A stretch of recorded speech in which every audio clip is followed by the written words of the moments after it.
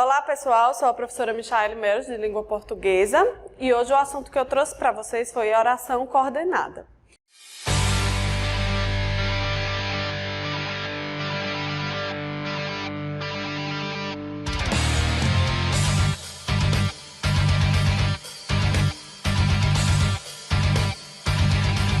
Primeiramente, o que é uma oração coordenada e para que ela serve? Qual a função dela dentro de uma frase, certo? A oração coordenada, ela serve para ligar uma oração à outra. O que é uma oração? Oração é tudo aquilo que envolve um verbo. Se eu tiver um verbo, eu tenho uma oração. Se eu tiver dois verbos, eu tenho duas orações. Ou seja, um período simples, quando houver uma oração, período composto, quando houver duas orações, tá? Então, ela é dividida entre sindética e assindética. Sindética com presença de sindeto, ou seja, com presença de conjunções, desses conectivos aqui que nós vamos dar uma olhadinha já já.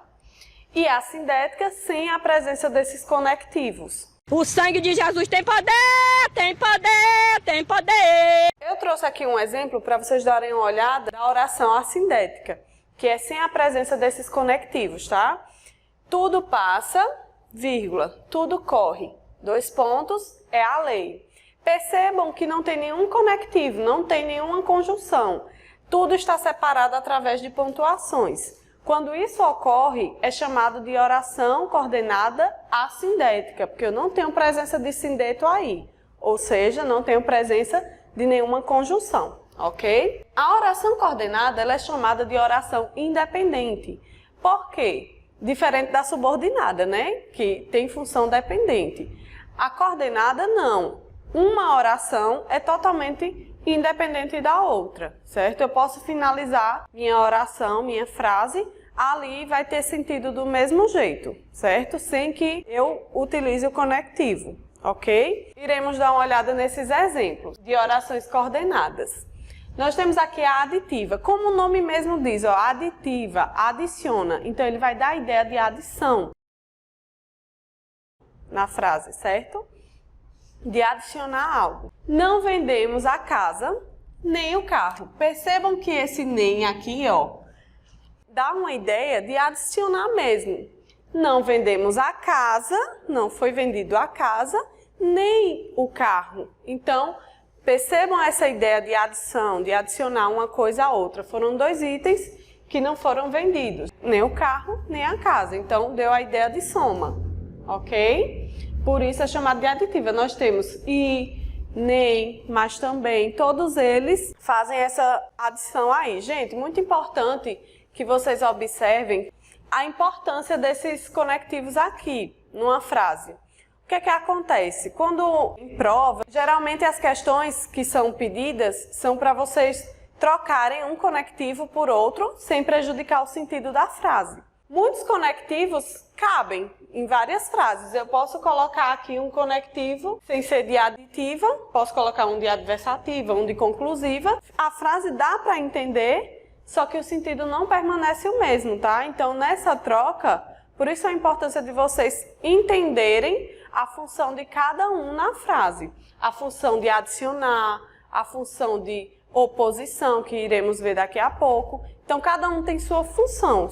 Caso vocês queiram trocar, caso vocês tenham que trocar um conectivo por outro, tem que permanecer o mesmo sentido, tem que permanecer a mesma linha de raciocínio na frase. Como eu disse, ó, não venderemos a casa e o carro. Se eu troco por um da mesma linha, ó, da aditiva, o sentido permanece o mesmo e a ideia que eu quero passar na minha frase também permanece a mesma, ok? Adversativa. A adversativa dá a ideia de oposição a algo, certo? Nós temos aqui mas, porém, no entanto, todavia, entre outros, tá?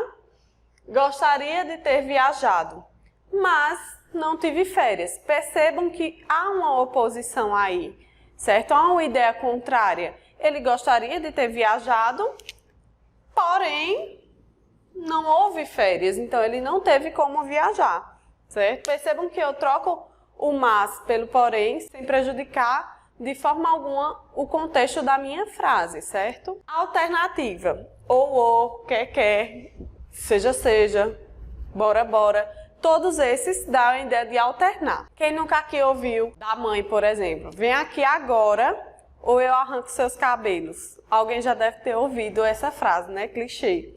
Então, o que é que acontece? Dá uma possibilidade de escolha alternativa, como o próprio nome já diz. Vou alternar. Posso utilizar só uma vez ou posso utilizar 2 vezes, como está aqui no quadro, certo? Por exemplo, irei explicar o conteúdo, quer você queira, quer não. Percebam que eu utilizei o que 2 vezes, tá? Então, ele pode ser utilizado 2 ou apenas uma vez na frase. Então, sempre que eu der a opção de escolha, é uma alternativa. Siga o mapa ou peça informações. Então, tem uma opção de escolha aqui, tem uma possibilidade de você alternar. Aqui nós temos a conclusiva, certo?